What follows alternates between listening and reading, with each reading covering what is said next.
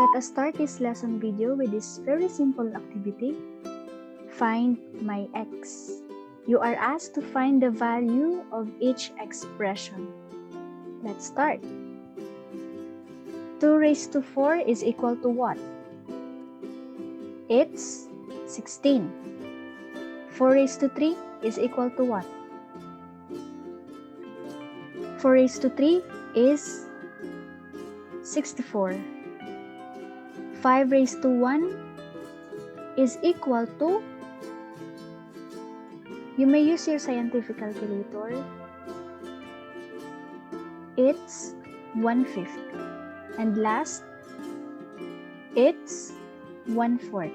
Okay, in this topic, we will look at it from another perspective. What if the missing value is the exponent? So let us try this activity 2. Again, find my x.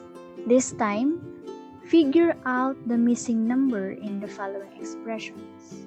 Mga exponents yung hinahanap. And how are we going to solve for the exponents in each expression aside from observation or trial and error method? Kasi pwede nyong makuha yung value ng x sa pamamagitan lang ng pag-observe or trial and error method. You may pause the video and think of your answers. Okay, if you can notice, these expressions are written in exponential forms, right?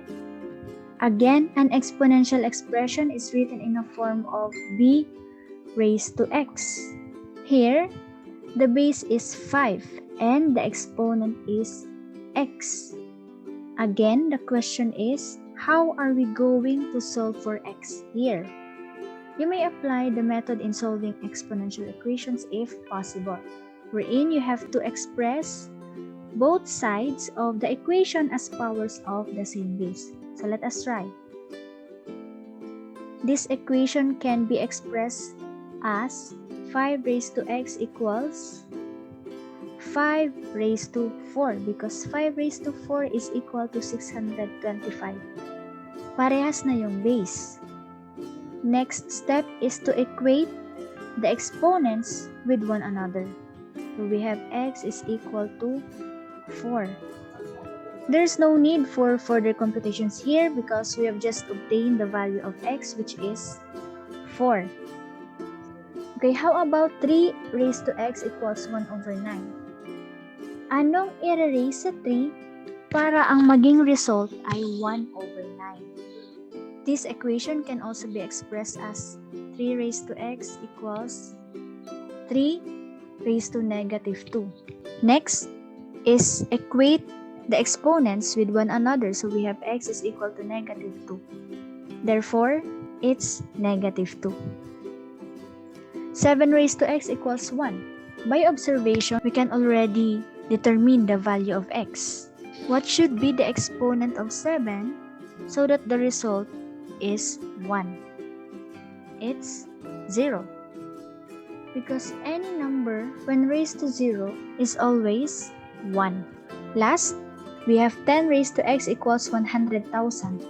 This can also be expressed as 10 raised to x equals 10 raised to 5.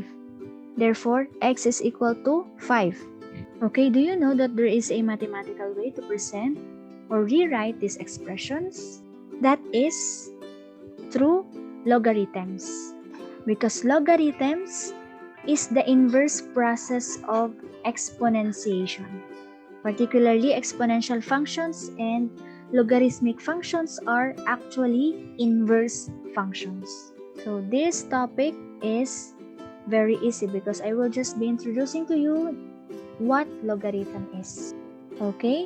Logarithms and exponentials allow us to express relationship in 2 different ways. This is the logarithmic form. Log of y to the base b equals x, wherein the variables y and b are positive numbers. But the base here should not be equal to 1, while this one is the exponential form. Let's have an example. Say we have 3 raised to 4 equals 81.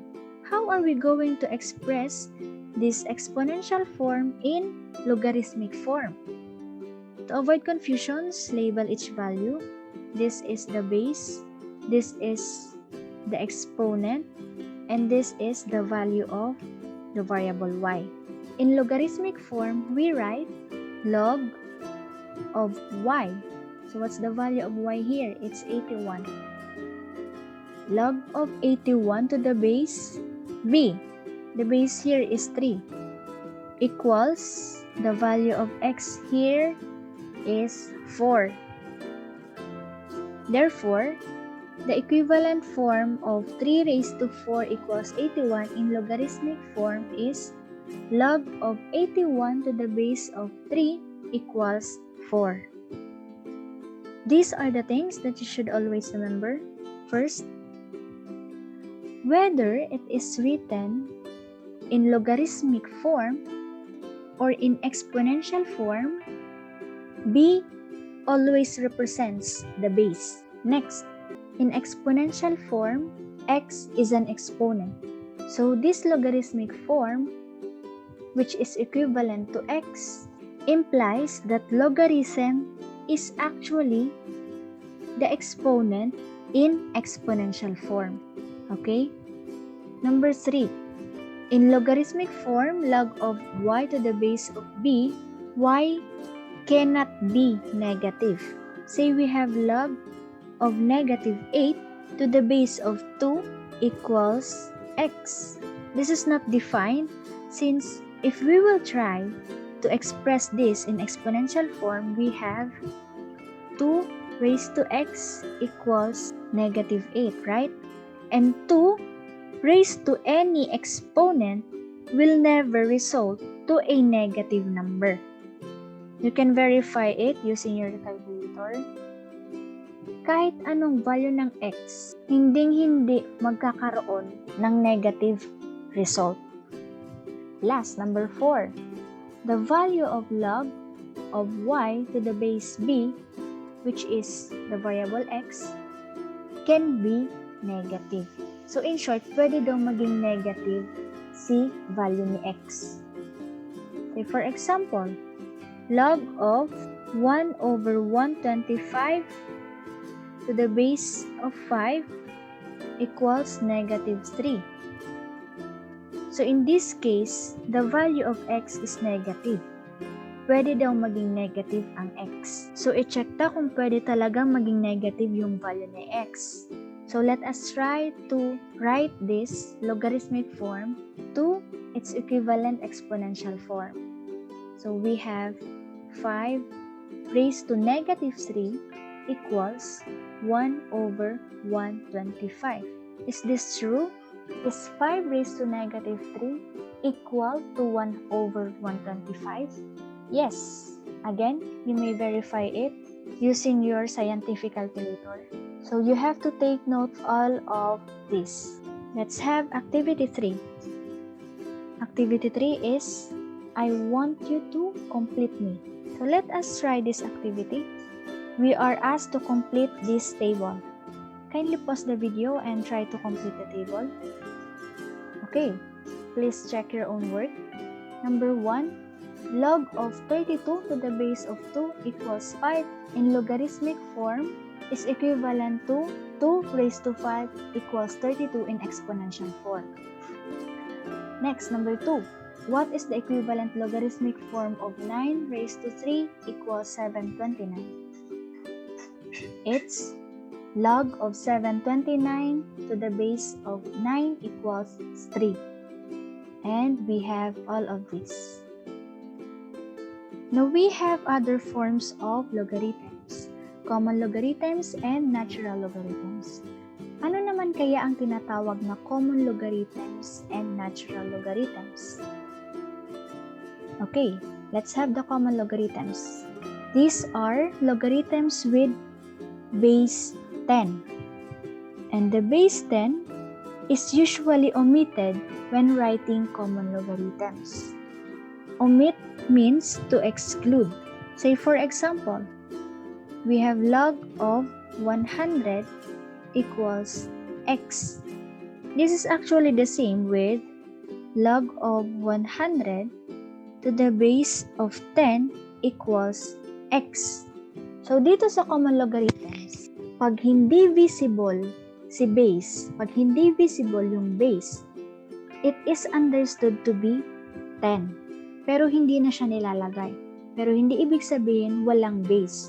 Nandyan lang siya. Hindi nyo lang nakikita.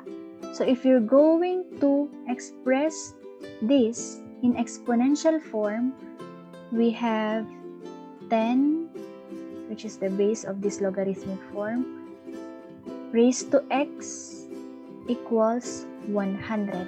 Understood? Siyempre, mayo man masimbag sa ko.